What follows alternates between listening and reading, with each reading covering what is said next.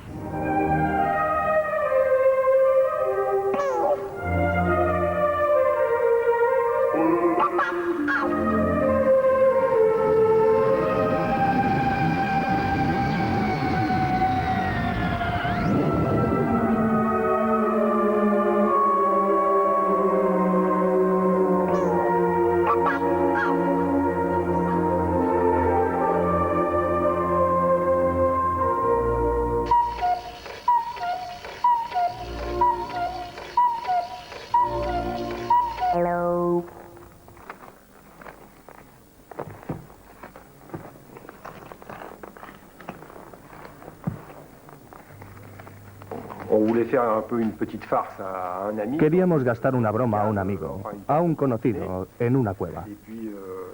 Entramos en esta gruta y nos divertimos haciendo esquemas, líneas, un círculo, un triángulo, olas, cosas así. Nos pareció una broma graciosa, para pasarlo bien. Queríamos imitar un pasadizo místico. Sí, algo así. Bueno, queríamos que creyese que era cosa de extraterrestres, que iban a volver a este lugar. Iba a ser genial.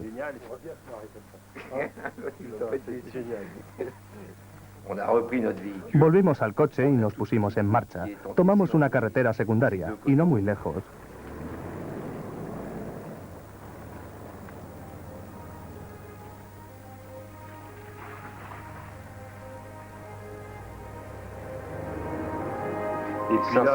A unos 500 metros, sorpresa. Un objeto, un fenómeno muy luminoso se nos apareció por la derecha.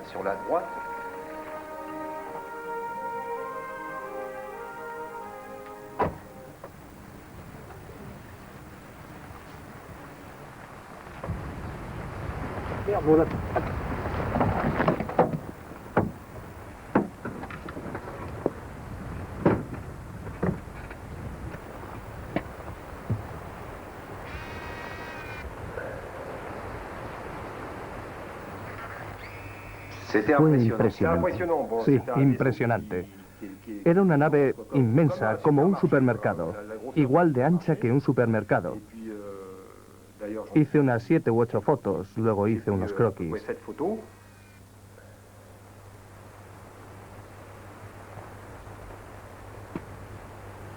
Y el triángulo, bueno, era vertical. Se marchó en dirección a Blois, más o menos. Cuando te ves en esa situación, cuando te pasa a ti, te dices, ¿estoy soñando? Pellízcame. No pasó muy rápido, yo calculo unos 20 segundos y... volaba muy bajo, a unos 100 metros de altura. Por detrás dejaba cuatro grandes estelas blancas. pero muy regulares, como hilos, así. Y nada de ruido, ni un solo ruido. Cuando ves algo así sobre tu cabeza... Eso era lo más impresionante. Que avanza y ni un solo ruido es... Bueno, yo empecé a cuestionarme muchas cosas. Y entonces pensamos, no vamos a quedar como unos estúpidos, vamos a llamar a la gendarmería que está en la trayectoria de este cacharro, para que ellos puedan verlo también y confirmarlo. No, pero he visto un ovni. Además, no soy el único y encima he tomado unas fotos, así que no hay ningún problema. Pero diles que salgan de la comisaría y que lo vean ellos. Y después llamamos a la torre de control de la base aérea de Tours. Y allí nos tranquilizaron, porque nos dijeron, bien, no son ustedes los primeros que nos han llamado, no se capta nada en los radares, pero efectivamente hay un fenómeno visual y son muchas las personas que están aportando su testimonio. Entonces nos dijimos, bueno, al menos no estamos solos en este trance, podremos hablar de ello. Pero al día siguiente, cuando empezamos a hablar de lo que habíamos visto esa noche, en efecto, había más personas que habían contemplado el fenómeno en cuestión, pero que no hablaban sobre el tema. Porque contarlo, ¿a quién? ¿Cómo? El eterno problema.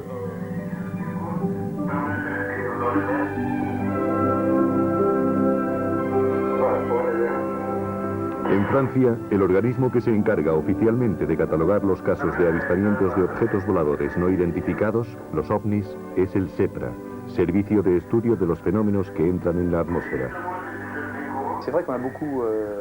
Es cierto que los acontecimientos del 5 de noviembre de 1990 levantaron una gran polémica. De hecho, el fenómeno fue contemplado por decenas de millares de observadores. De manera oficial, hemos reunido del orden de unas 250 denuncias en la Gendarmería y una veintena de testimonios de pilotos del ejército y de pilotos civiles que observaron directamente el fenómeno, así como 2 documentos, un documento fotográfico y un vídeo que nos han permitido dar por válido el contenido de la información.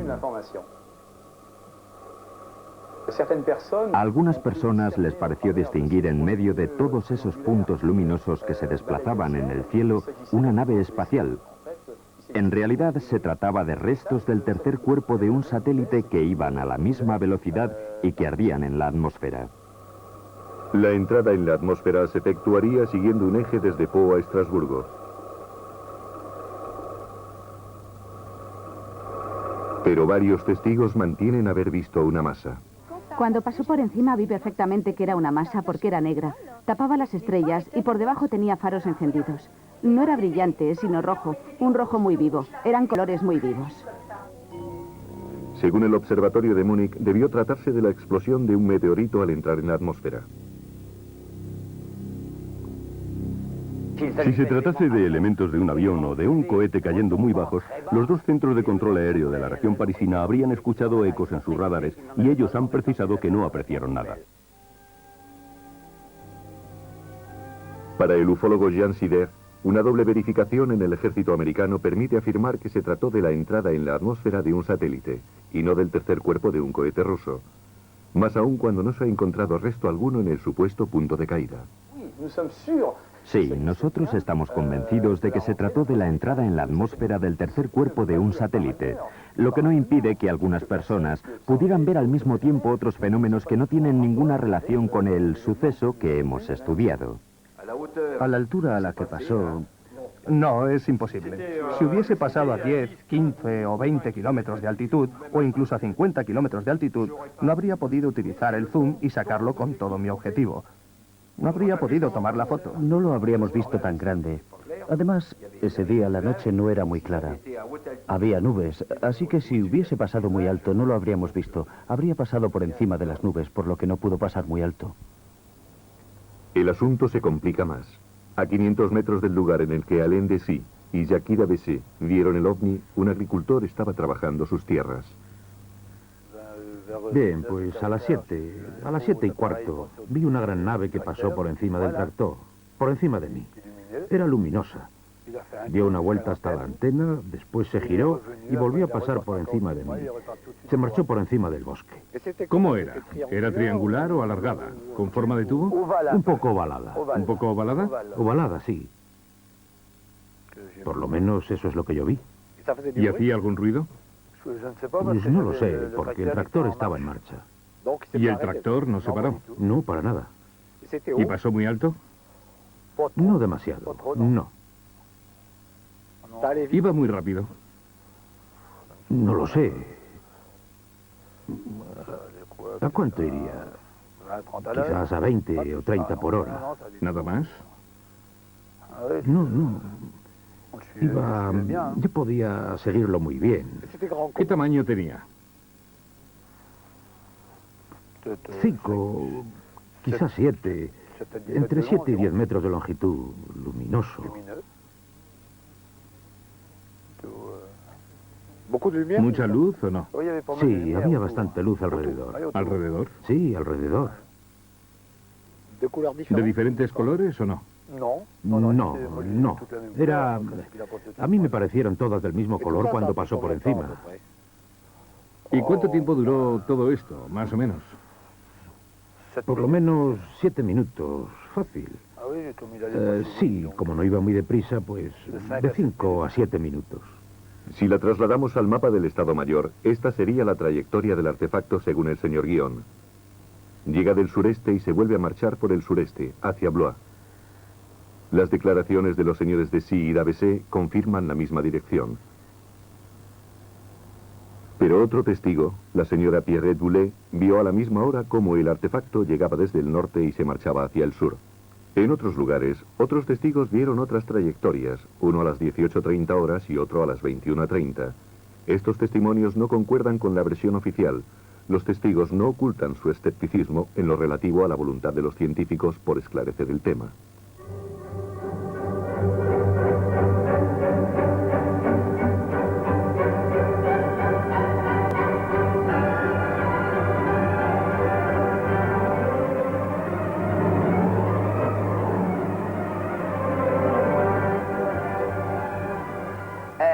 A los científicos les gusta tomar la iniciativa de las preguntas. Les gusta inventar preguntas a las que la ciencia puede responder. Cuando un fenómeno se escapa de cualquier iniciativa que ellos puedan tomar, en cualquier lugar, de cualquier forma o ante cualquiera, no les gusta lo más mínimo, porque a priori están en la misma posición que el resto, no tienen acceso específico. Y entonces, y esto es lo que me interesa de los ovnis como síntoma, tienden a descalificar el fenómeno, tienden a descalificar a los testigos, se convierten en los no creyentes y recuerdan las virtudes de la racionalidad científica. En mi opinión, creo que es patológico, porque es obvio que hay muchos fenómenos que nos plantean problemas, y los científicos ni se molestan en tomar iniciativas.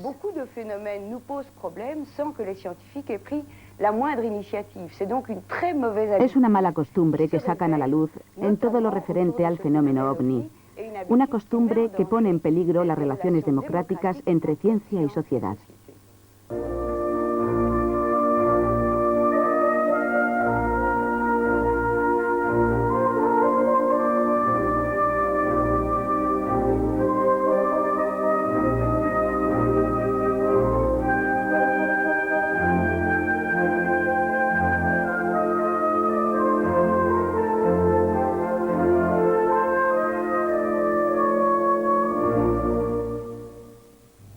La historia de los ovnis se inicia en 1947. Entre finales de junio y principios de agosto se producen los 3 acontecimientos que van a originar el fenómeno ovni.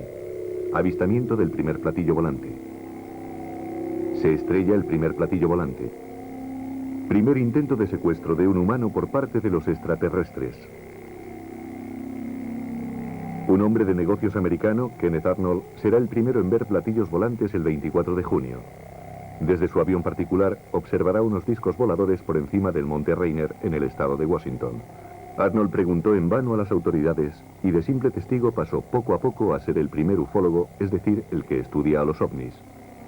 El 8 de julio el ejército anuncia el primer accidente. Un platillo volante se habría estrellado cerca de Roswell, Nuevo México, no lejos de la base aérea en la que se encontraba estacionada la escuadrilla que 2 años antes bombardeara Hiroshima y Nagasaki. Pero las autoridades no tardaron en guardar silencio sobre un tema que, desde entonces, ha hecho correr ríos de tinta.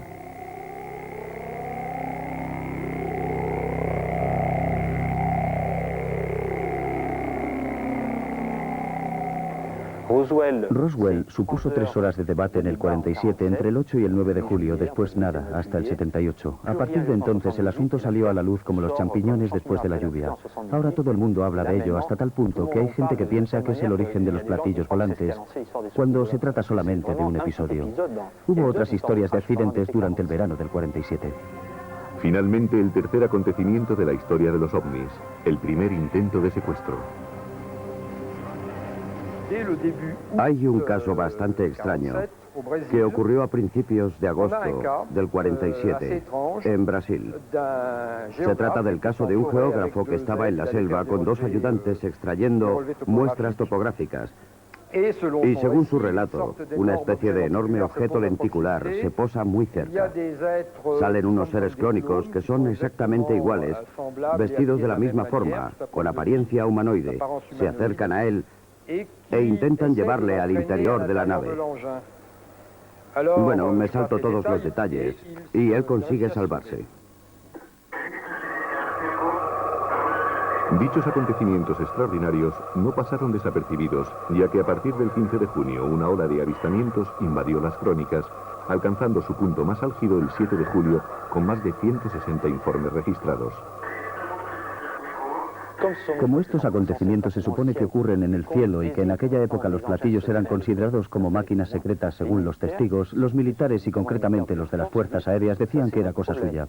Pero lo interesante es que en el 47-48 los militares creen de veras en la existencia de naves que vuelan por el cielo y se quejan continuamente de que ninguno de estos artefactos tiene la suficiente educación como para venir a estrellarse para que ellos puedan analizarlos, pero a pesar de todo están convencidos de que hay algo. También los soviéticos piensan que hay algo. La Guerra Fría comienza y los rusos sospechan que los americanos les espían con naves secretas, con platillos volantes. Los americanos creen, como es natural, lo contrario. Lo interesante es que muy pronto los rusos van a comenzar las expediciones hacia Marte, hacia otros mundos. Existen informes de 1947-48 en los que los militares hablan con todo lujo de detalles de la hipótesis extraterrestre. Es decir, en los que manifiestan que ya no están tan seguros de que sean los rusos, porque francamente sería toda una proeza, y no creen que los rusos estén tan avanzados como para llevarla a cabo. Así que empiezan a considerar la hipótesis extraterrestre.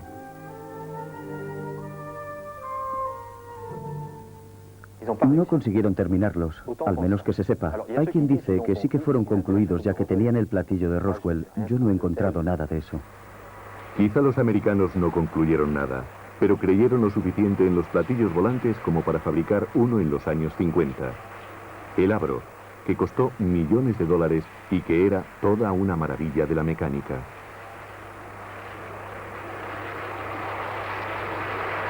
Sin embargo, nunca consiguió pasar por encima de la muralla de 2 metros que rodeaba a la fábrica.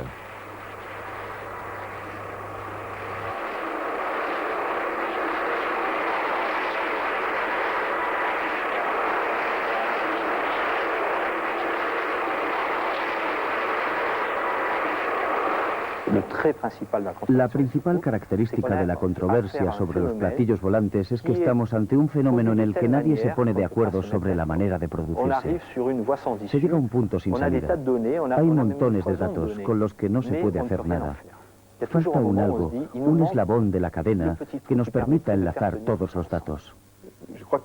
Creo que a cualquier persona que estudie la historia, la joven historia de la ufología que nació en 1947, le llamará la atención el hecho de que se da como cierto que los datos están ocultos. ¿Por qué los esconden? Quizás para ocultar un prototipo construido después del fin de la guerra. Se trataría entonces de un superprototipo y necesitaría mucho tiempo para ponerlo a punto y mostrarlo en sociedad. O quizás sea para ocultar otro tipo de actividades como, no sé, test de propagación del rumor. Tal vez para ocultar experimentos de ciencias humanas de gran magnitud. O, en último lugar, acaso sea para esconder un fenómeno extraterrestre en función del cual los gobiernos querrían ser los primeros en poder explotar los resultados. El avance que algo así podría proporcionarles desde el punto de vista científico o tecnológico no es imposible. Desde luego, tiene que haber una razón. Tiene que haber una razón, desde luego. Pero, ¿cuál? En cualquier caso, mientras las sospechas aumentan entre los ufólogos y el público, los avistamientos se multiplican en todo el planeta. A menudo nos encontramos frente a testigos competentes que tienen credibilidad, como ocurre con los pilotos de aviones. El 14 de abril de 1977, el control aéreo de Maastricht informaba al capitán Smith de la Swissair de que algo le seguía. Me dijeron que veían algo en sus pantallas a una distancia de 15 náuticos, alrededor de unos 30 kilómetros. Unos segundos más tarde lo vi en la pantalla, a unos 15 náuticos de distancia, unos 30 kilómetros, con una elevación de 3 grados. Maastricht nos dijo que el objeto se ponía detrás de nosotros y luego se marchó en dirección al sur, muy rápido. Por aquel entonces nos dijeron que con una velocidad de 4 o 5 veces la velocidad del sonido. Recientemente he podido leer el informe del controlador y dice que la velocidad era probablemente el doble, es decir, entre 10.000 y 12.000 kilómetros por hora. En 1980, un piloto de cazas finlandés, Tarmo Tukeva, fue enviado en una misión de persecución de ovnis. ¿Cómo eran esos objetos? Eran redondos, lisos. Eran como una especie de bola de color amarillo pálido.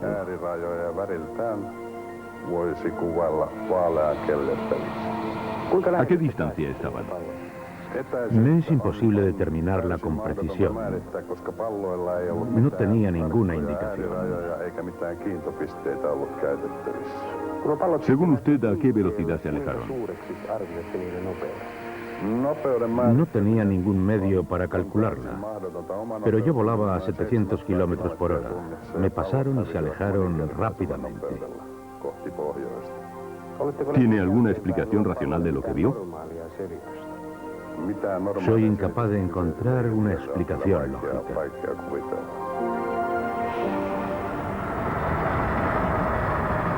El 17 de noviembre de 1986, un reactor Boeing 747 de la Japan Airlines, pilotado por el capitán Teraoshi, es escoltado por un ovni por encima de Alaska. Vuelo París-Tokio, 5 y 10 de la tarde. De repente el piloto ve 2 luces naranjas. La torre de control de Anchorage no señala nada. De pronto las luces se acercan.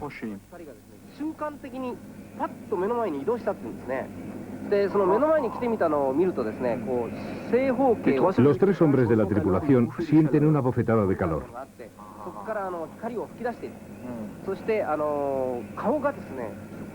Unos 20 minutos después,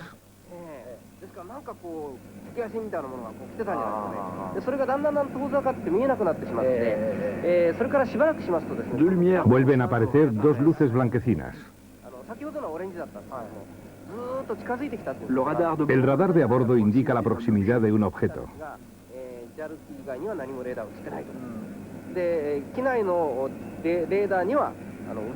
Dicho objeto acompaña al avión en dirección a la ciudad de Fairbanks.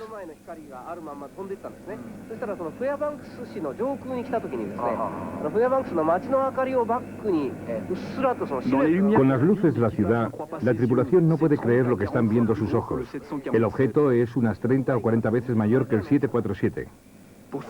Para librarse de él, el 747 realiza un bucle.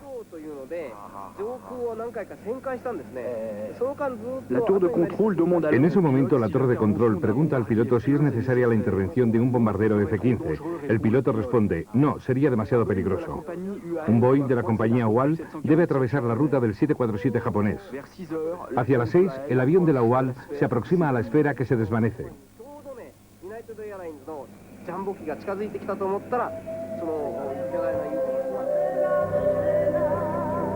También se producen avistamientos en masa como el de Tbilisi, en la Georgia soviética, en el transcurso de un concierto al aire libre.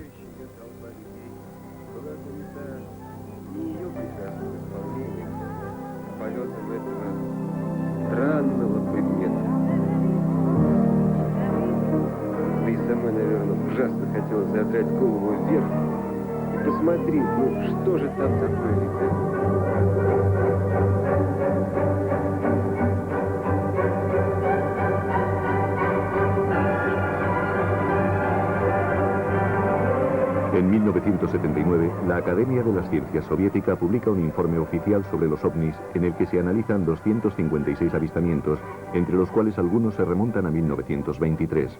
El estudio estadístico revela que el 7,5% de los avistamientos son efectuados por astrónomos. Esto quiere decir que si lo comparamos con la población normal, un astrónomo habrá visto 7.500 veces más ovnis que cualquier otra persona. Lo que sabemos a ciencia cierta es que nosotros formamos parte de una burbuja del infinito que es finita, pero que es inmensa. Y en esta burbuja existen al menos unos 100.000 millones de galaxias. Cada galaxia tiene al menos unos 100.000 millones de estrellas. Así que estamos hablando de 10 millones de millones de millares de millones de posibles candidatos a tener planetas. Eso lo sabemos. Ahora ya sobre los planetas es otra historia. Nosotros creemos de hecho, que la mayoría de las estrellas tienen planetas, sistemas análogos a nuestro sistema solar. Todavía no lo sabemos a ciencia cierta. En la actualidad, conocemos 3 sistemas planetarios. El nuestro, que se conoce desde siempre, sin ninguna duda desde el momento mismo en el que el hombre miró al cielo. Otro sistema planetario que se descubrió hace 3 años y un tercer sistema planetario que se descubrió hace 2 meses. Pero existen muchos indicios para pensar que prácticamente la totalidad de estrellas poseen un sistema planetario, un sistema de planetas, posiblemente en la mayoría de los casos muy diferente al nuestro. Así que, si usted quiere, habría unos 100 millones de millares de millones de candidatos a ser los constructores de un ovni. Hoy, de las 3.000 declaraciones hechas en la comisaría que tenemos en nuestros archivos, junto con las declaraciones de los pilotos, el residual representa tan solo un pequeño tanto por ciento. Sin embargo, en otros periodos, como por ejemplo el periodo entre 1974 y 1978, en el que hubo muchos fenómenos catalogados, de 678 testimonios analizados y sometidos a juicio pericial, con métodos muy rigurosos, se llegaba a un residual de casos del orden del 38%, cifra que es muy representativa. El residual son los casos en los que realmente se puede hablar de ovnis. Entre los avistamientos producidos en Francia hay muchos casos de aterrizajes. El más famoso es el de Trans-en-Provence en 1981. El ovni aterrizó bajo la mirada de un albañil, Renato Nicolai. Era jueves. Jueves del mes de enero, el día 8. Fue hacia las 5. Cuando lo vi estaba trabajando y cuando lo vi llegar me dije, bueno, no lo vi llegar exactamente, en fin, lo vi llegar pero no lo noté. ¿Cómo era esa máquina? Bueno, la máquina tenía la forma como 2 platos. ¿Como un platillo? Bueno, uno encima del otro. Nosotros vimos principalmente las huellas que había en el suelo, que nos hicieron suponer que realmente un objeto se había posado allí. Después tomamos muestras de la hierba, que estaba ligeramente aplastada, y la enviamos al laboratorio. 5 centros de investigación oficial fueron los encargados de realizar los diferentes estudios. El profesor Buniat, del Instituto Nacional de Investigación Agronómica, analizó concienzudamente las muestras obtenidas en el lugar del aterrizaje, estudiando las modificaciones bioquímicas sufridas por las plantas. El trabajo llevado a cabo en el laboratorio demostró varias cosas. En primer lugar, que realmente sobre el suelo hubo un objeto pesado, metálico, porque se encontraron restos muy tenues de partículas metálicas. A continuación, el laboratorio comprobó que efectivamente hubo una modificación a nivel de la fisiología de las plantas, cuyo metabolismo se vio afectado. Es decir, que las plantas que se encontraban en las huellas presentaban profundas anomalías en comparación con las plantas que se encontraban más alejadas. El laboratorio concluyó que probablemente todos estos efectos tan particulares fueron debidos a fenómenos electromagnéticos. Un año más tarde, el laboratorio extrajo nuevas muestras y el fenómeno había desaparecido, lo que demostraba que en ese lugar ocurrió algo. Es una de las primeras veces, si no es la primera vez, que un estudio de tipo bioquímico y biofísico confirma la descripción, que por otra parte era muy precisa, de un testigo en lo relativo al lugar y a la fecha de aparición del fenómeno. Merecía la pena hacer este estudio porque por una parte es interesante desde el punto de vista científico, permite progresar, permite realizar progresos analíticos y conceptuales, incluso en el terreno de la toxicología. Ahora hay algo más, y es que el fenómeno ovni parece científicamente digno de interés. En 1982 se produce otro aterrizaje, en Nancy, en un minúsculo jardín de 10 metros cuadrados, perteneciente a un biólogo que siempre ha querido permanecer en el anonimato. A las 12:30 de un 21 de octubre de 1982, cuando trabaja en su jardín, le llama la atención un objeto del cielo que él toma por un avión. Enseguida se da cuenta de su error. No se trata de ningún helicóptero ni de ningún globo sonda. Parece que el artefacto va a caer sobre el jardín, pero súbitamente se detiene levitando a 1 metro del césped y a 1,50 m de él.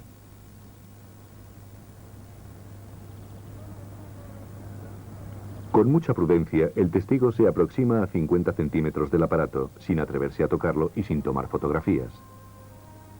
Más tarde, valiéndose de un croquis, describirá a los gendarmes una forma ovoide de 1,50 m de diámetro, de un espesor de 80 centímetros, con una corona circular de una anchura de unos 40 centímetros aproximadamente.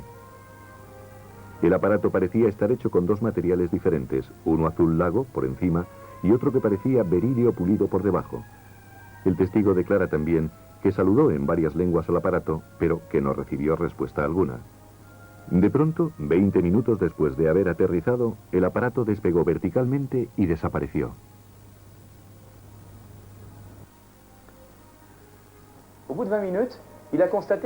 Al cabo de 20 minutos comprobó que la hierba, el césped, empezaba a levantarse. Y luego, bruscamente, el objeto desapareció en el cielo de manera silenciosa. A priori se podría decir que este testimonio es totalmente absurdo. Sin embargo, para cualquier físico, lo que dice esta persona es muy interesante, porque no tenía por qué saber que el que las briznas de hierba se levanten de ese modo no es natural. La naturaleza no lo puede hacer. Se necesitan campos magnéticos muy poderosos. Concretamente, se necesitarían campos eléctricos de 30 kilovoltios por metro. Seguramente hubo un fenómeno físico que generó campos electromagnéticos en el sector en el que se posó. Los policías que realizaron la investigación comprobaron que una planta del jardín, una amaranta, se había secado. No había ninguna razón para que dicha planta se hubiera secado, ya que todas las plantas se encontraban en excelentes condiciones fisiológicas. Al analizar las hojas y los frutos de la amaranta, descubrieron que las hojas estaban encogidas, que las cáscaras de los frutos habían estallado y que los frutos se habían cocido. Aquí tenemos un segundo elemento, un segundo indicio que demuestra que hubo un calentamiento brutal que actuó sobre esta planta. Ahora se sabe que no hay una respuesta simple. No se trata de un simple fenómeno psicológico. En los años 70 surgieron figuras relevantes en el campo de la ufología, como el francés Jacques Vallée y el americano Alan Hynek.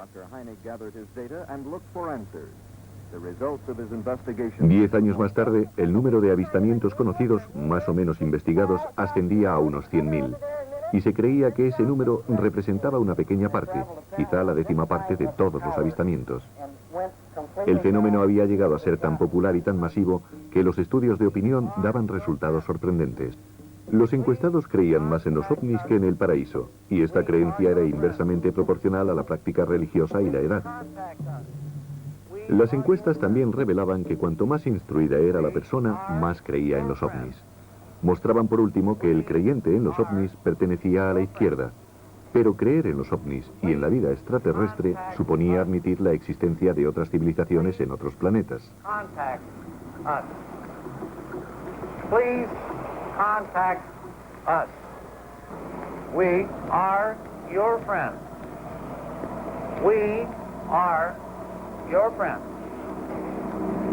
Please contact us.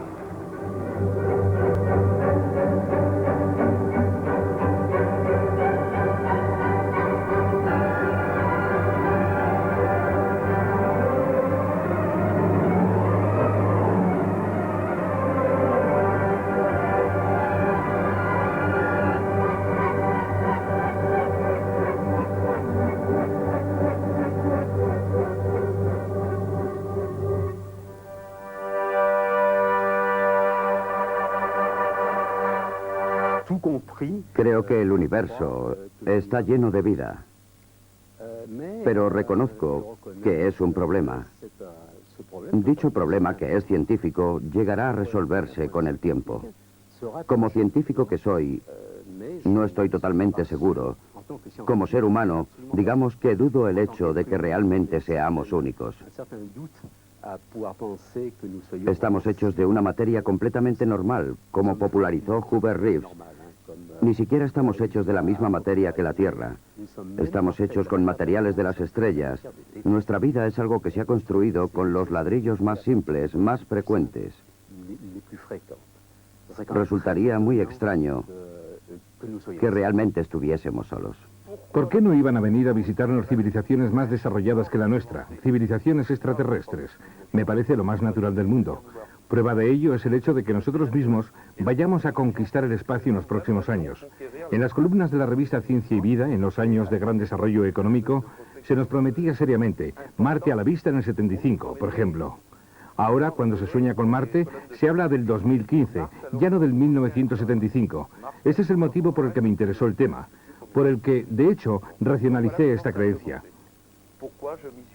A continuación, debo añadir que en el 78 apareció el primer libro de Michel Monneguy, que trataba sobre el tema ¿y si los ovnis no existieran?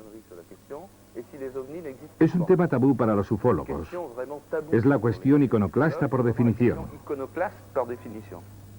Tanto es así que han surgido dos tendencias en la ufología.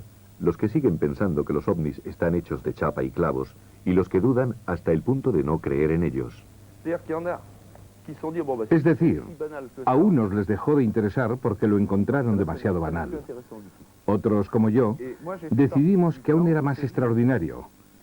Ni siquiera necesitamos platilla, y tenemos una historia de platillos. Es necesario que lleguemos a comprender cómo se fabrica todo esto, con elementos disparatados, pero sacados de la realidad cotidiana, llegamos a construir una realidad que es totalmente virtual.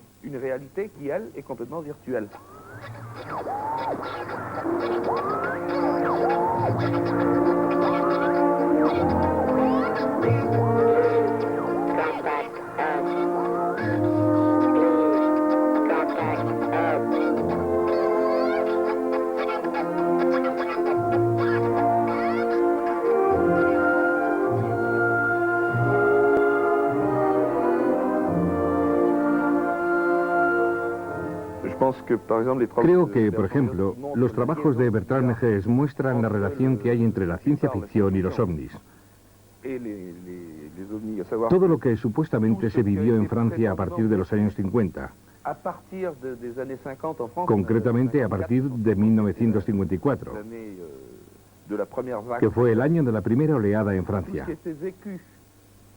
Bueno, pues todo lo que supuestamente ocurrió en la realidad ya había sido escrito en los libros de ciencia ficción.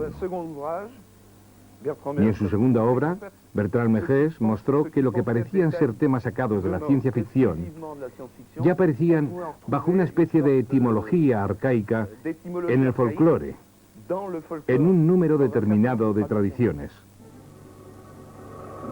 Bertrand Meges ha estudiado minuciosamente casos, sobre todo americanos, de personas que afirman haber sido secuestradas, haber subido a bordo de un ovni en donde han sido sometidas a extrañas operaciones.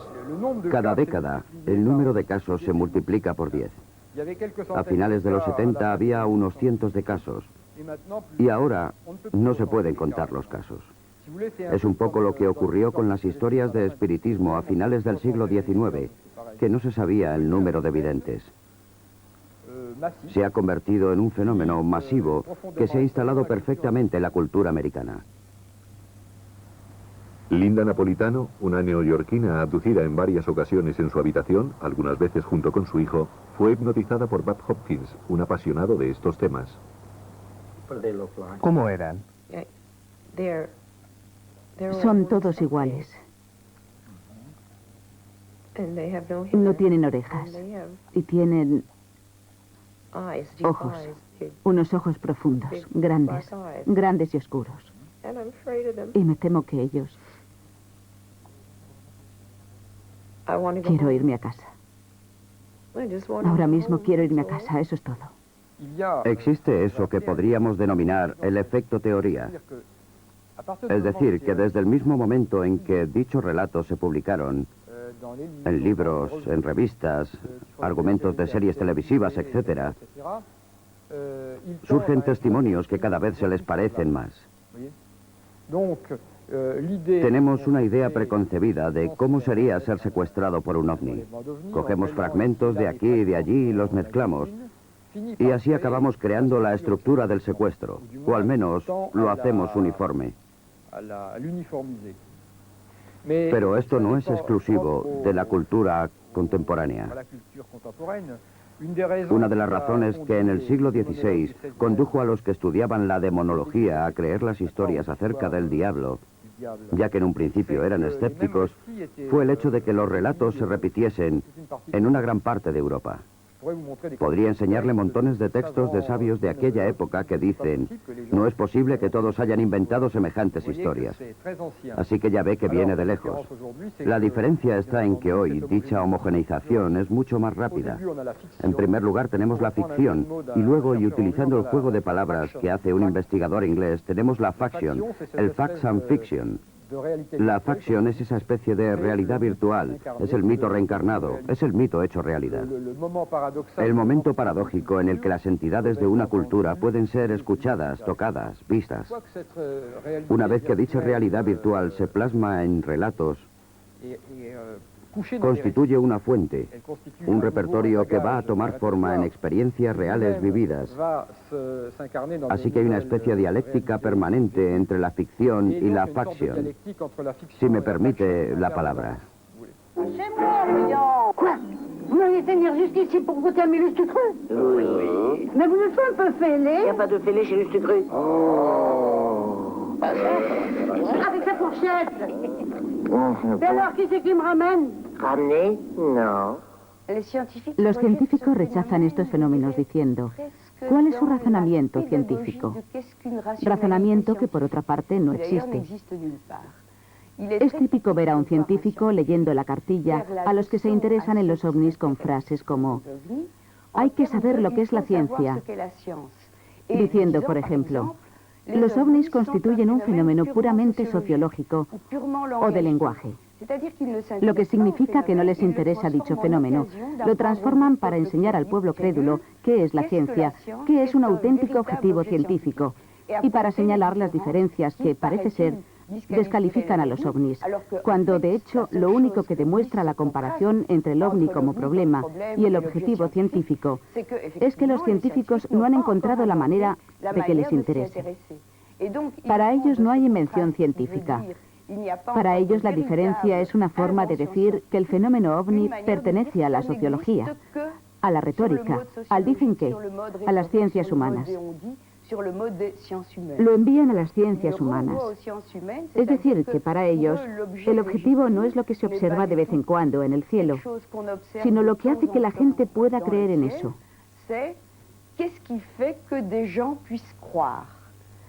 Lo transforman en estudio de creencias irracionales, de creencias populares. Es un contexto enfermo, es un contexto que da lugar a la aparición de sectas. Un contexto que siempre transforma a los que se enganchan en la caricatura de su propio interés.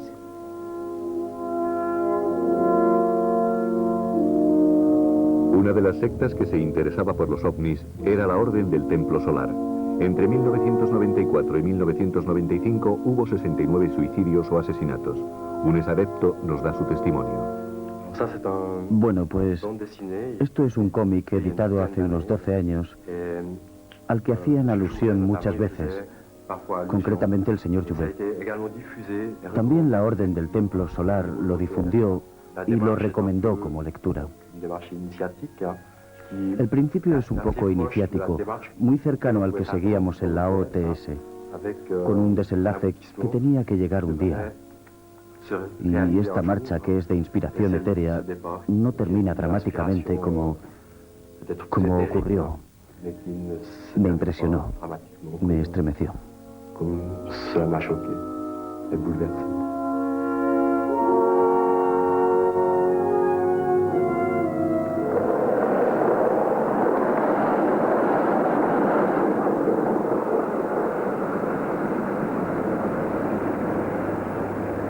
El 29 de noviembre de 1989 se inició en Bélgica una ola de apariciones de ovnis. Duró algunos meses, con altibajos, y provocó el interés de la población, de los medios de comunicación del mundo entero y, hecho inusual, de las autoridades civiles y militares. La SOBEPS, Sociedad Belga para el Estudio de los Fenómenos Espaciales con fines no lucrativos, fue fundada en 1971 por su actual secretario general, Lucien Clairvaux. En su preocupación por el estudio del fenómeno ovni mediante métodos científicos, la SOBEPS ha reunido una documentación enciclopédica sobre el tema, ha recogido miles de testimonios y ha investigado cientos de casos de avistamientos similares.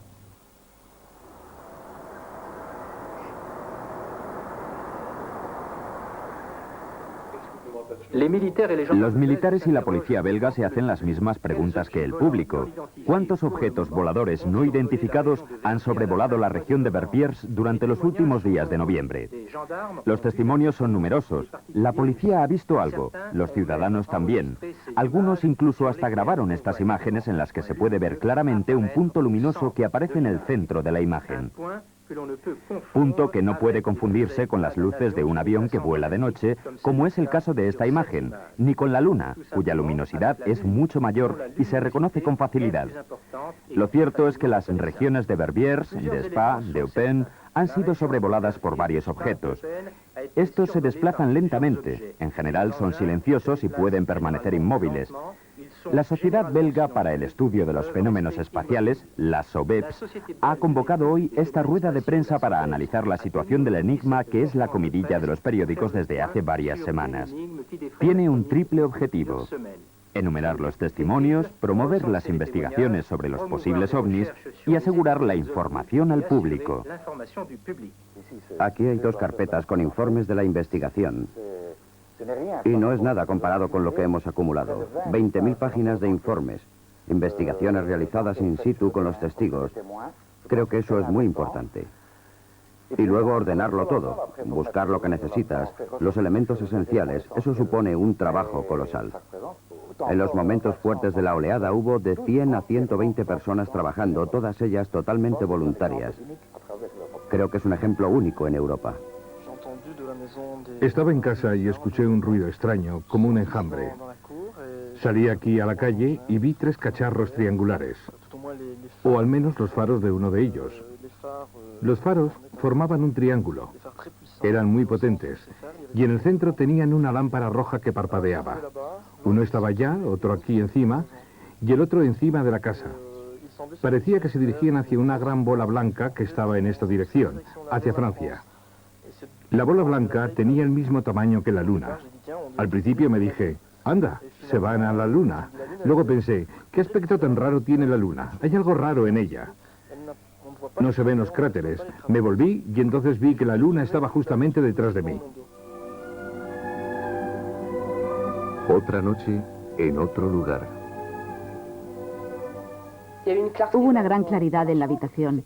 Todo se iluminó como si fuese de día. Me levanté y fui a la guardilla. Y entonces fue cuando lo vi. Estaba ahí. Y vi 3 bolas. 2 de ellas estaban encima y la otra debajo. Pero las luces eran tan fuertes que no distinguía nada. Solo veía luces, no la forma. Me pareció muy grande y permanecía inmóvil. Luego desapareció en unos segundos, pero estuvo unos 10 minutos ahí, sin moverse.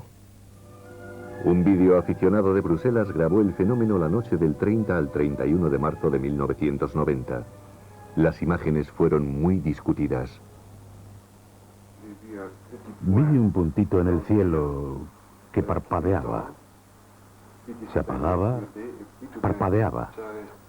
Después, de repente, quizás en medio segundo, aparecieron 2 grandes, 2 faros en el cielo, allá. Cuando los 2 faros se alejaron en el cielo y luego volvieron suavemente, no se escuchaba ni un ruido, ningún avión, ni siquiera de reacción. Luego se colocó aquí, a mi altura, y fue cuando me di cuenta de que era triangular, un enorme triángulo.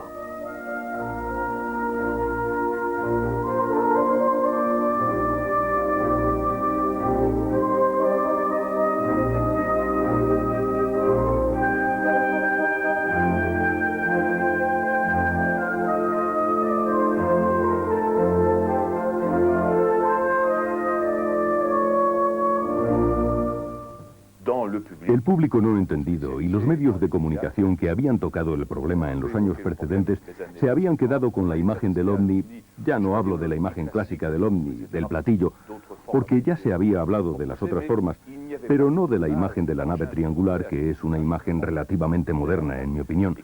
Surgió por primera vez de forma espectacular en los Estados Unidos, en la corriente que apareció entre 1984 y 1985. Nosotros, los ufólogos, estábamos al corriente de esta descripción, pero no era una imagen que se hubiese difundido ampliamente, no era conocida por el público, seguro que no. Pero ¿quién dice que nosotros pensemos en naves extraterrestres? Para mí es una hipótesis. Es una hipótesis probable. De acuerdo, es probable. Para mí también es una hipótesis.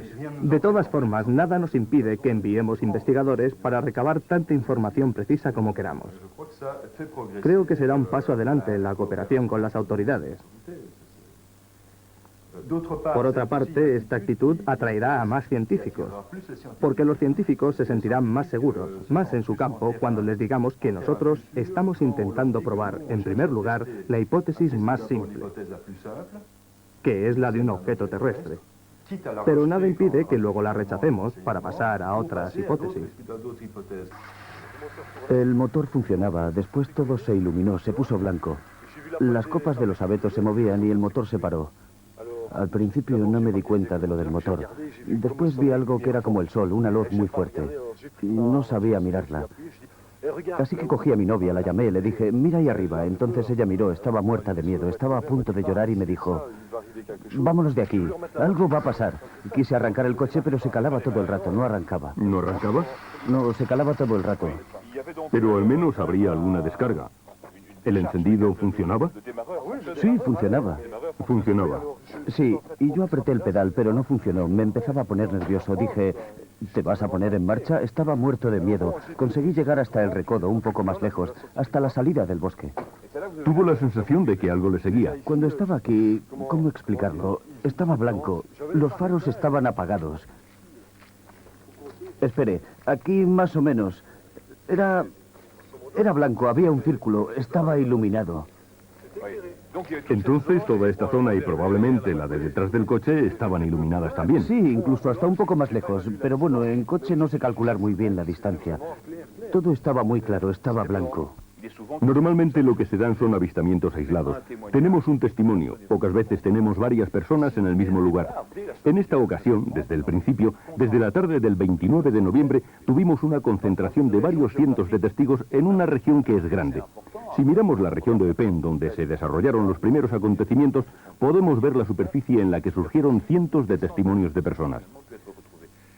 Y esto supone una característica totalmente original en comparación con los sucesos anteriores. Los avistamientos surgieron sobre la totalidad del territorio belga. Y tenemos conocimiento de que lo mismo ocurrió en zonas de Alemania, del sur de los Países Bajos, así como en el norte de Francia. Desde el coche pudimos ver los 3 famosos faros blancos en disposición triangular. Se fueron hacia un poste eléctrico que se veía muy bien gracias a la luz de la luna.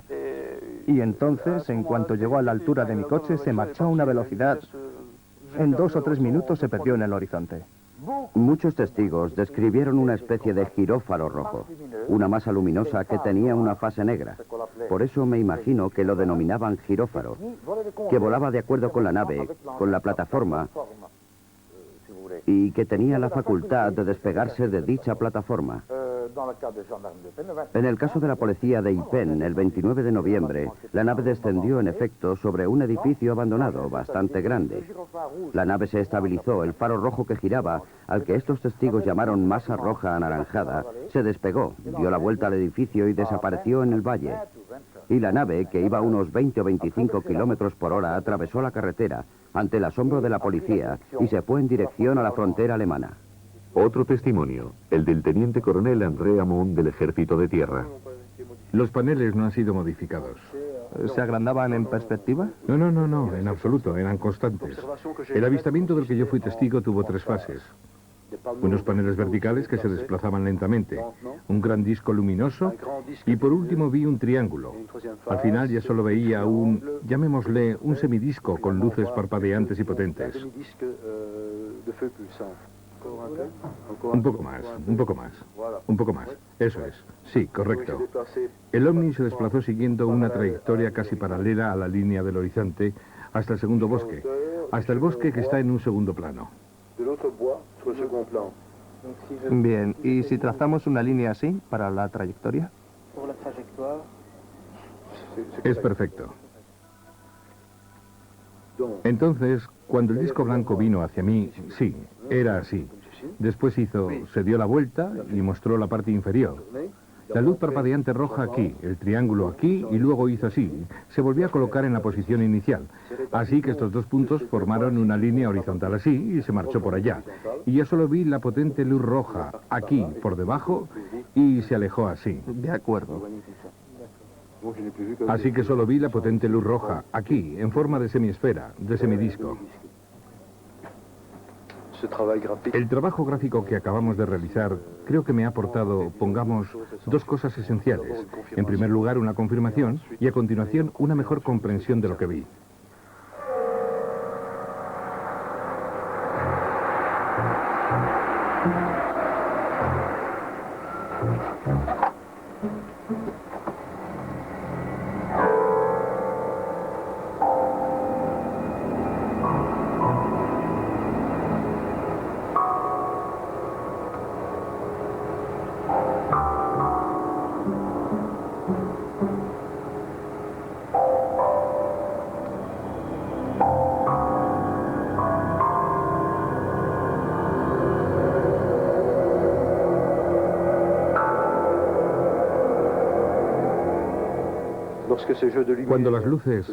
Cuando el disco blanco se dirigió hacia mi esposa y hacia mí mismo, sentimos ya no un escalofrío. Un escalofrío es demasiado, pero sí algo de aprensión. No lo dominábamos, no entendíamos lo que estaba pasando, lo que estábamos viendo. Y creo que era una señal procedente de una inteligencia. Solo una inteligencia es capaz de comunicarse así.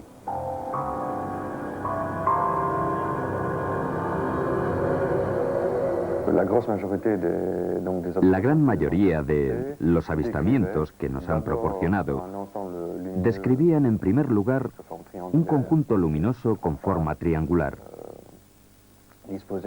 Es decir, los tres faros dispuestos en un triángulo, frecuentemente con un faro giratorio, en cuyo centro hay una luz roja parpadeante y potente, con cierto espesor, con cierta dimensión, un aspecto de textura, como puede ser una superficie granulosa que recuerda a la antracita, por ejemplo, o a un metal anódico. Eso nos lleva a otros detalles como nervios en la estructura, a veces con aspecto de placas remachadas. Es decir, toda una serie de pequeños detalles que demuestran que el testigo realmente ha visto una masa.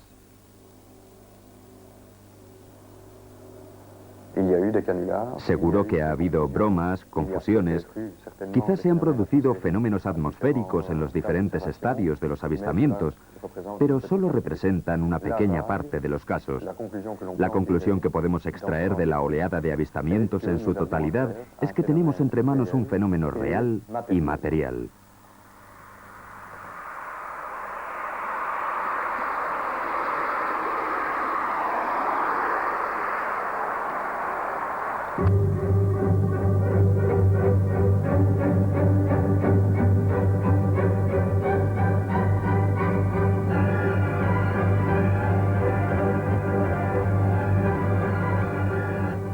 No entendemos.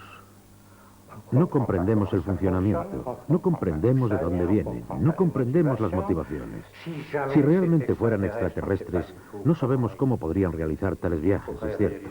Pero ante una situación como esta, ¿por dónde debemos comenzar? Examinando los hechos y luego ya veremos. Una vez que ya sabemos que estamos tratando un fenómeno real, material, artificial, antes de saber si es extraterrestre o no, primero debemos considerar la hipótesis terrestre, es decir, el origen humano.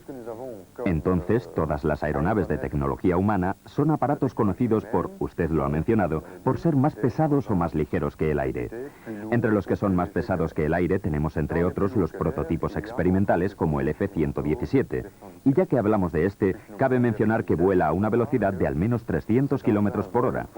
Puesto que la mayoría de los testigos hablaban de velocidades nulas, estacionarias o muy débiles, de 10, 15 o 20 kilómetros por hora, el F-117 queda totalmente excluido. Se lanzó la pregunta y llegó la respuesta.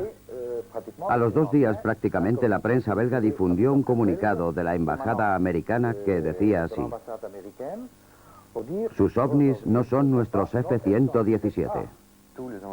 Todos los prototipos experimentales se prueban en desiertos, en bases militares, totalmente alejados de todo, porque en caso de avería, el prototipo se estrella y aún así se sabe antes de lo previsto. ¿Cree usted que una nación correría ese riesgo y para descubrir el qué? ¿Para sacar fotos de nuestros hermosos barrios? Es obvio que no. No hay que descartar esta hipótesis, pero es poco verosímil. Segunda hipótesis. Un prototipo más ligero que el aire. Estas fotos demuestran la existencia de este tipo de prototipos. El 28 de febrero de 1990 hubo una gran tormenta. Durante esa temporada hubo varias tormentas relativamente fuertes, pero la del 28 de febrero fue especialmente fuerte. Si la memoria no me falla, el viento llegó a alcanzar los 150 kilómetros por hora. Si en esas condiciones atmosféricas tenemos un prototipo más ligero que el aire, en suspensión en la atmósfera, será como la paja. Se moverá en todas direcciones. Sin embargo, nos han proporcionado varios testimonios de avistamientos de objetos inmóviles o que se movían muy lentamente, siguiendo una trayectoria rectilínea, en las condiciones meteorológicas anteriormente citadas. El espacio aéreo era violado cada noche. El ejército del aire entró en escena. Hay que ser muy prudente al analizar los avistamientos. Sin embargo, cuando se encuentra una conexión entre un avistamiento y una señal en el radar, ya es diferente. Podemos ir más lejos y eliminar algunas hipótesis. Una proyección láser jamás será detectada en una pantalla de radar. Eso está claro. Un reflejo o una ilusión óptica tampoco aparecerán en una pantalla de radar. Así que algunas hipótesis quedan excluidas. El 30 de marzo de 1990, el ejército organiza una gran operación. En tierra, los radares vigilan el cielo. 2 cazas F-16 equipados con potentes radares están listos para despegar y perseguir al ovni en el caso de que se muestre. Algunos observadores en tierra, policía y civiles, completan el dispositivo. Y, milagro, los radares de tierra y los de los aviones detectan las evoluciones de un ovni, pero no son iguales. El objeto, si es que lo había, aceleró a una velocidad inalcanzable para un avión convencional. Hubo aceleraciones del orden de 30 a 40 G, y un ser humano no soporta esa aceleración. Lo que los radares de tierra detectaron tenía una explicación. Basta con que hubiera una masa de aire húmedo localizada. Dicha masa refleja las señales del radar. Ya que hay un cambio de velocidad de propagación, es probable que esas señales fuesen las que detectaron los radares.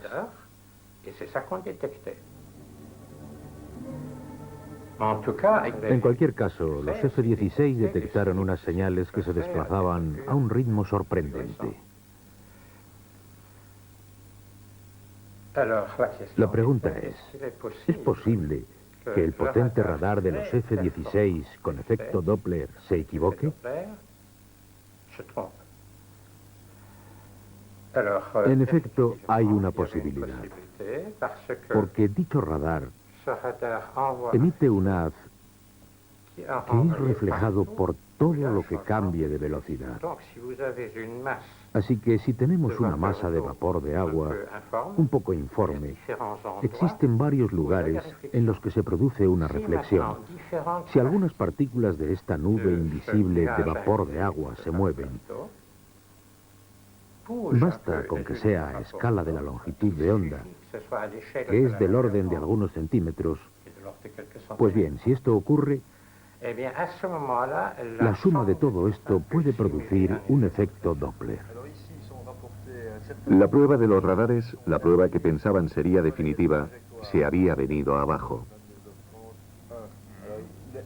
Pero otra imagen, de la que no se esperaba nada en absoluto, iba a resultar muy instructiva. 3 miembros de las OBEPS fueron al lugar en el que se había producido un avistamiento. Fuimos el 1 de abril, y no era ninguna broma. Quizás la broma nos la gastaron a nosotros. No lo sé. Creo que me lo preguntaré toda la vida. Lo que sí que es cierto es que en un momento dado, hacia la 1 de la madrugada o la 1 menos 5, vimos en el horizonte un punto luminoso amarillo, muy amarillo. El punto se desdobló y luego estas 2 fuentes de luz, con la distancia, se convirtieron en 4 fuentes de luz potentes. Después, cuando prácticamente estaba encima de nuestras cabezas, nos dimos cuenta de que era enorme.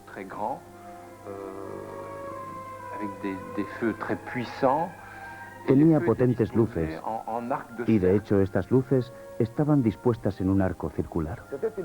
Era una masa triangular, abombada, con los lados ligeramente abombados, las esquinas redondeadas. Tenía 2 pares de faros en la parte delantera, de los que se veían los haces luminosos. Volaba de forma rectilínea, con velocidad constante, sin variaciones en la luz, ningún ruido de motor. Y esta nave ocupaba bastante sitio en el cielo, o sea, era grande, muy grande. Y vimos perfectamente la altura a la que se encontraba, entre 300 y 400 metros. Lo vi pasar ante mi asombro y me volví para verlo cuando se alejaba, desde otra perspectiva. Y eso es todo. No fue un avistamiento banal. Vimos algo extraordinario.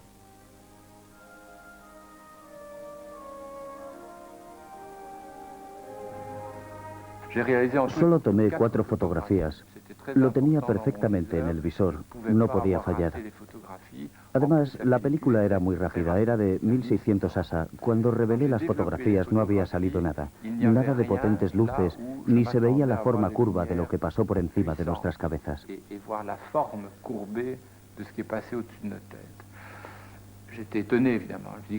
Por supuesto, me extrañó mucho, no podía ser. Proyecté las diapositivas sobre una pared, aumentando muchísimo la imagen, y comprobé que de hecho había algo en ellas. A pesar de todo, se veían 2 puntos luminosos muy pequeños, infinitamente pequeños, y presentaban otra forma diferente a lo que yo esperaba que apareciese en la foto. Entonces me dije que ahí pasaba algo que se me escapaba, que no lograba comprender. Como profesional de la fotografía, no había tomado mal la foto, de eso estaba seguro. Ya había tomado fotos antes, después de este suceso. Así que se las enseñé a un físico, al señor Mechen. Debo confesar que mi primera reacción fue echarme a reír a carcajadas. Resulta que se marchan varias personas a hacer fotografías de aviones. Pero como nunca se sabe lo que va a pasar, resulta que ven un ovni.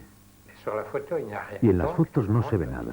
Así que todos dirán, si alguien pretende haber visto un ovni con luces y todo, y en la foto no sale nada, a lo mejor es que no había un ovni.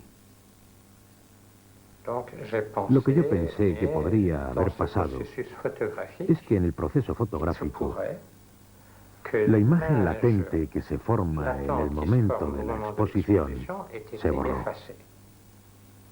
Por lo que luego, al revelarla, no se veía nada porque la imagen se había borrado. ¿Cómo se pudo borrar la imagen latente en este caso? Pues porque cuando el objetivo estaba abierto, otra radiación pasó y borró la imagen.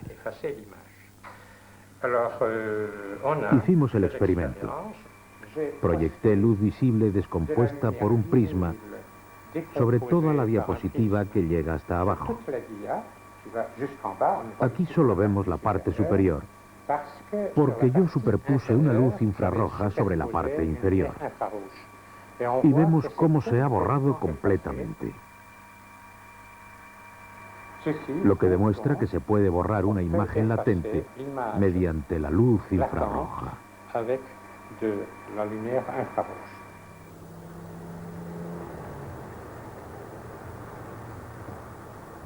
Abril, algunos días después.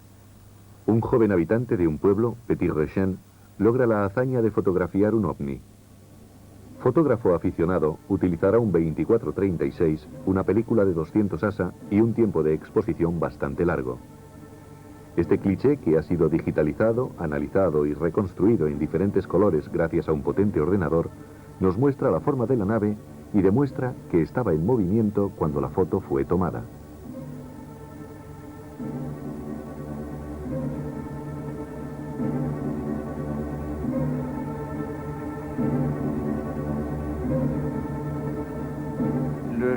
Cuando me encontré con el joven, me dio toda clase de explicaciones y me hizo una demostración. Él calzó la cámara en una arista de la pared. La exposición fue de 1 a 2 segundos. Hizo el esfuerzo de colocar bien la máquina, de no respirar durante el momento de la toma de la foto, pero no es tan extraordinario.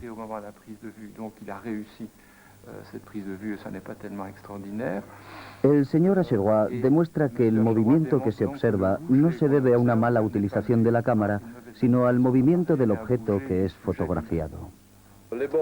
Los bordes del triángulo negro que vemos en esta imagen y los bordes de la nebulosa corresponden a dos posiciones diferentes del triángulo, como si dicho triángulo hubiese girado durante la toma de la foto, que debió durar del orden de 1,5 segundos. Por otra parte, si queremos localizar el centro de rotación de dicho triángulo, es decir, el punto alrededor del cual giró esta masa, correspondería a la acción experimentada por unos propulsores que son estas luces que se ven aquí. De hecho, la explicación del efecto que vemos sobre las luces no se debería buscar en un movimiento general, sino más bien en el hecho de que las luces sean los sistemas que hacen que el triángulo se mueva. También más cosas importantes. La existencia de cordones en el exterior de esta masa. Les he llamado cordones de luz porque no se me ocurría otra palabra. Todo esto demuestra que es muy difícil conseguir una imagen como esta de un modo artificial. A la vista está que los intentos por conseguir una foto semejante a la de Petit-Rechen mediante el trucaje fracasaron.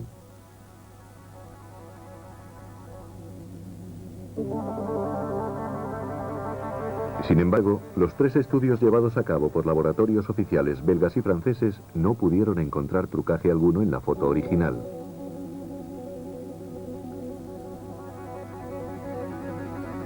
Un cuarto estudio fue realizado por el colaborador de la NASA Richard Haynes y su equipo. Se fijaron en la geometría de lo que estaban viendo. Entonces, llegaron a la conclusión de que si tuviesen que construir una nave volante, habrían colocado las fuentes de propulsión, los propulsores, justamente en los ángulos del triángulo. El profesor Messen también ha estudiado la foto. El profesor Acherois me ha proporcionado unas líneas de nivel con intensidades cada vez más elevadas, correspondientes a una de las manchas, concretamente a la que se encuentra en la punta del objeto, y ello en 3 colores, el rojo, el verde y el azul. Hay diferencias. Las líneas de nivel son las gruesas, pero la superficie es más recogida. Veamos.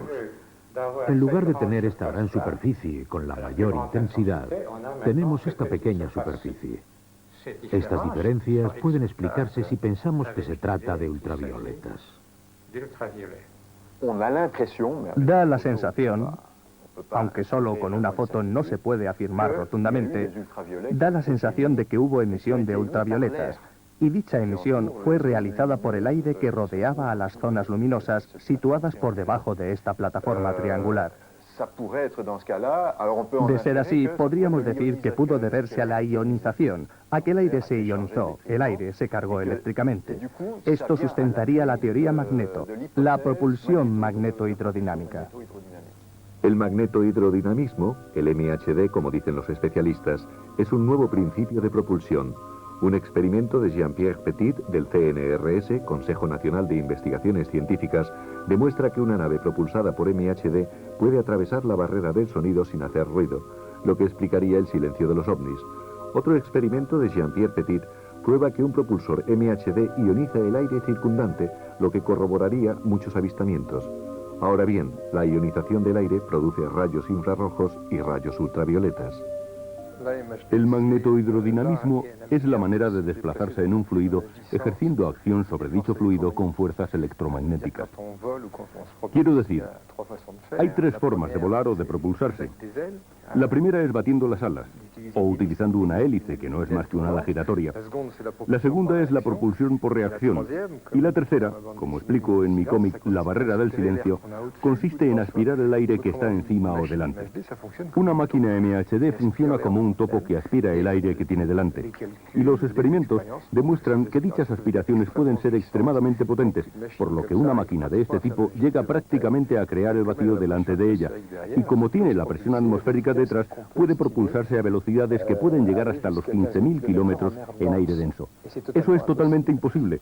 En la actualidad, con los modos de propulsión convencionales, el límite está situado un poco por debajo de la velocidad del sonido en aire denso. Los propulsores MHD adicionales o los propulsores principales de los submarinos existen, y la propulsión submarina es muy interesante porque no hay límite de velocidad. Mire lo que están haciendo los japoneses en este momento con su nave Yamato, y eso no es más que la punta del iceberg. El responsable japonés del proyecto decía llegar a las mismas conclusiones que yo y que todo el mundo. Se trata de submarinos que pueden navegar bajo el agua a 400 kilómetros por hora. Si lo he comprendido bien, el sistema MHD funciona en el aire. Por supuesto. ¿Y en el vacío? No tiene nada que ver. Es obvio que tropezamos con dos cosas diferentes. El desplazamiento aéreo de objetos muy rápidos sin hacer ruido. Y luego, cómo ir de una estrella a otra. O incluso, cómo mantenerse en aparente levitación sin crear corriente de aire. Y hay testimonios de ello. Lo que yo digo es que si el fenómeno ovni corresponde a una realidad física, hay dos sistemas en funcionamiento que no tienen nada que ver el uno con el otro. ¿Quiere decir un sistema para los viajes intersiderales? Sí. ¿Y un sistema para el viaje en atmósferas? Interatmosférico. Pero ocasionalmente podrían combinarse los dos. Si tenemos una trayectoria como esta y giramos 90 grados, lo que asegura el giro en ángulo recto no es la MHD, es otra cosa. ¿Tiene alguna idea de lo que puede ser esa otra cosa? Sí, la desarrollé en mi último libro. Y si me lo permite, hay algo. Y es que en el problema del viaje interestelar, tradicionalmente nos enfrentamos al tema del límite de la velocidad de la luz. Los científicos dicen, la próxima estrella está a 4 años luz. Se necesitan 40 años para ir y 40 para volver. ¿Se imagina viajes que duren siglos? En efecto, es inimaginable. Pero si las investigaciones de los científicos americanos acerca del envejecimiento dan su fruto, la duración del viaje ya no será un problema. Históricamente, la posición de la ciencia era la de que el envejecimiento es como el de un coche. En el caso del envejecimiento de un coche, el deterioro, el desgarro y la fricción de los neumáticos se lo producen ellos mismos al girar. En vez de pensar en el envejecimiento como un fenómeno de deterioro por el uso, nosotros lo entendemos como un fenómeno programado por ciertos cambios genéticos en cada célula de nuestro cuerpo. Usando el símil del coche, pensamos que el envejecimiento funciona como una bomba. Nuestras células se reproducen durante 60 generaciones hasta que explota la bomba de retardo natural del envejecimiento. La regeneración cesa, la degeneración comienza. El objetivo, localizar la bomba y desactivarla. Se considera que si no envejecemos y si definitivamente nos movemos para cambiar las posibilidades de muerte en accidentes, la mitad de nosotros llegaría hasta los 100.000 años. Mientras esperamos una vida de 200.000 años, Jean-Pierre Petit propone otra idea basada en los trabajos del sabio soviético Andrei Sájarov. En sus artículos Sájarov dice muchas cosas. El primer punto, el punto de partida de sus investigaciones, es la ausencia probada de antimateria. Sabemos que según la teoría del Big Bang, tiene que haberse creado tanta materia como antimateria. Ahora bien, dicha antimateria cosmológica no la vemos porque si existiese, daría lugar a aniquilamientos que no pasarían desapercibidos en el cosmos. Esta cuestión es tan molesta que se ha optado por eludirla. Y la única respuesta existente es la que da Sájarov cuando dice, se ha fugado a un universo gemelo. Y el universo de Sájarov, el universo gemelo al nuestro, es el universo de la antimateria. Tenemos dos universos que son universos paralelos. Esta denominación es perfecta. Tenemos que efectuar un trayecto desde un punto A hasta un punto B. Y en lugar de realizarlo aquí, pues bien, lo realizamos en el segundo universo. Y no existe ninguna razón para que la velocidad de la luz en el segundo universo sea igual a la velocidad de la luz en el primero. Pongamos que la aumentamos, supongamos que es 50 veces mayor, entonces dará la sensación de que llegamos más rápidamente. Es un poco como el metro rápido. Si usted está en París y se encuentra con alguien que ha ido de un punto A a un punto B y le dice, ¿pero cómo lo has hecho? ¿No puedes haber caminado a 60 kilómetros por hora? Y contesta, no, he cogido el metro. La pregunta principal es, ¿hay metro en el universo? La gente dice, ¿pero qué tienen que ver sus teorías con los avistamientos? Todos sabemos lo que es una galaxia. Es una especie de disco plano, así, con espirales ocasionalmente, que gira a una determinada velocidad. Tomemos nuestra Vía Láctea. Tenemos un Sol que gira a 230 kilómetros por segundo, que posee una fuerza centrífuga. Teniendo en cuenta la masa que contabilizamos, hace mucho que nos tendríamos que haber fugado. Explicación paralela. Alrededor de la galaxia existe una antigalaxia que se comporta como un cascarón, que para ella es repulsivo y que la confina. Vemos cómo se dibuja una galaxia cruzada perfectamente estable y alrededor se estructura la antigalaxia, así con una especie de cacahuetes, y pilota esta galaxia. Aquí me adelanto. Creo que hemos desvelado el secreto de las galaxias espirales.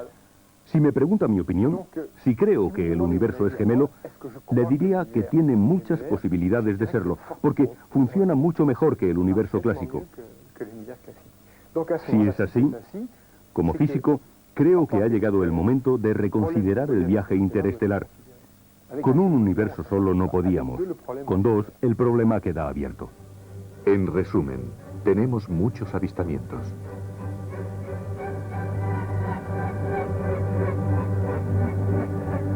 Tenemos también muchas fotos dudosas y una que quizás sea auténtica. Tenemos muchos inicios de comprobaciones experimentales. Tenemos de igual modo 2 o 3 teorías, pero seguimos sin tener la prueba irrefutable. El problema está ahí, y una de dos, o bien los ovnis existen solo en la imaginación y nunca encontraremos pruebas materiales, o bien los ovnis existen materialmente y un día sabremos de dónde vienen.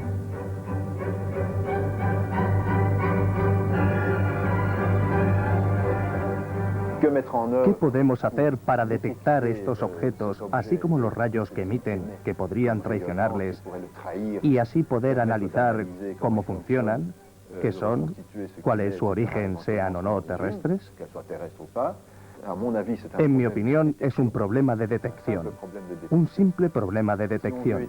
Si queremos estudiar las imágenes de los satélites, no podemos, porque no tenemos acceso a las imágenes de los mejores satélites. Si queremos hacer campañas de observación utilizando máquinas de gran ángulo, no podemos, porque no tenemos dinero para ponerlas, y menos para instalar sistemas de seguridad, de vigilancia, para evitar que las roben, o sencillamente que las rompan. No hay dinero. Nos dicen con mucha facilidad que nuestros trabajos son muy pobres. Son investigaciones basadas en las impresiones de granjeros, de comerciantes, de militares, de policías, de científicos, etc. Pero solamente son eso, impresiones. Nuestro trabajo es pobre y seguirá siendo pobre.